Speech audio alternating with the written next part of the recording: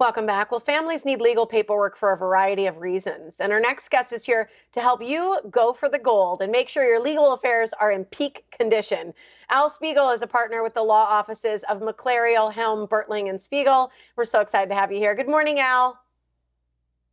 Hey, good morning, Tiffany. How are you? I'm doing well. Thanks for joining us. I think this is such a great topic because a lot of people aren't really familiar with all of the legal paperwork that can be needed for families. So what do people need to have in order to have legal paperwork in peak condition? Sure. Well, the first thing we think about is documents that you're going to need should something happen to you. You get in a car accident or you get sick or something like that. And that means every adult in the state of Wisconsin needs a healthcare power of attorney and a financial power of attorney. That means whether you're 18 or 81 or 108, you need those documents because that could be something that could come up at any point. And whether it's long-term or short-term, you're going to want to have someone be able to do that. The other document would be some kind of a document that transfers your assets in the event of your death and makes provisions for your family or your children so that people aren't left kind of guessing or trying to piece things together.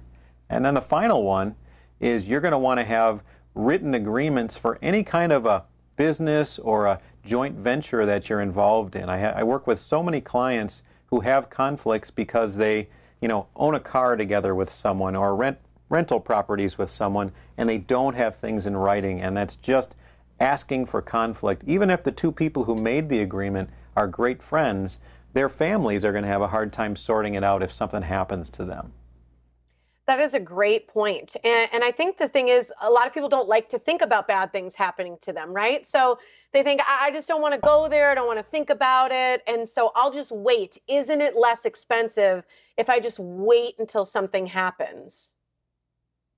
Yeah, based on my experience, it is absolutely not less expensive to wait. I have been in so many situations where, we've had people with hurt feelings who have had to spend thousands and thousands of dollars on lawyers to untangle situations that could have been resolved for hundreds of dollars or just with a couple of minutes devoted to putting a document together while people are all in agreement. I always say, if everyone's in agreement and you think everything's great, it's a great time to put it in writing because then that won't be a stressful process.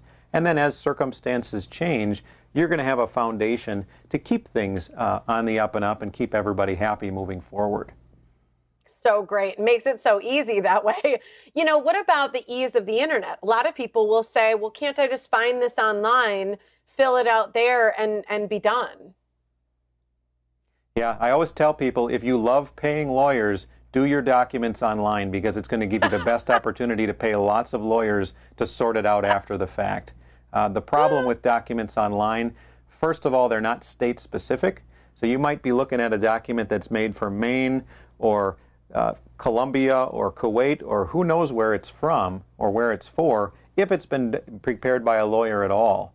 And then the second big problem with documents online is you're not getting the benefit of sitting down with someone who's dealt with those documents before, who's seen circumstances surrounding those documents, and who can advise you that even if you might fill out that document technically correctly, you might not be seeing the big picture and you might make mistakes in the way that you're thinking about how to organize your affairs. That's such a great point too, just with the state by state. A lot of people wouldn't think that, and so I think that's great. When it comes to picking a lawyer, how do you know who to pick? Right. Well, and this is another advantage, kind of like we talked about with, working things out while everybody's friendly. If you're doing these documents in advance when there isn't an urgent situation, it gives you the opportunity to ask around your friends for referrals. I mean, just like any other business, the best way to find a good lawyer is to talk to someone who's already worked with them from start to finish and can tell you, yeah, they were honest, they were prompt, they responded to my messages, they knew what they were talking about, whatever. I mean, things specific to your circumstance. And then go and meet them. Most lawyers, myself included, are going to have an opportunity to do a free consultation and try to convince you that, hey, not only can I tell you what you need, but I think I'm the right person to provide it. And give them that opportunity, and if you don't like them, move on, no harm, no foul. But start making those introductions now, because otherwise you're going to put your family or friends in a situation where they're in a rush to find someone after something catastrophic has happened, and they're not going to have the luxury of being able to interview and take a lot of time to find the right people. Well, I love the fact that you said you'll do a free consultation because that's what people worry about, right? They're concerned I can't even meet with somebody. So meeting with you, knowing that that's an option, I think is such a big deal. I've done some power of attorney stuff in the past. I know I need to update mine just because things have changed, but how often should someone update documents like that?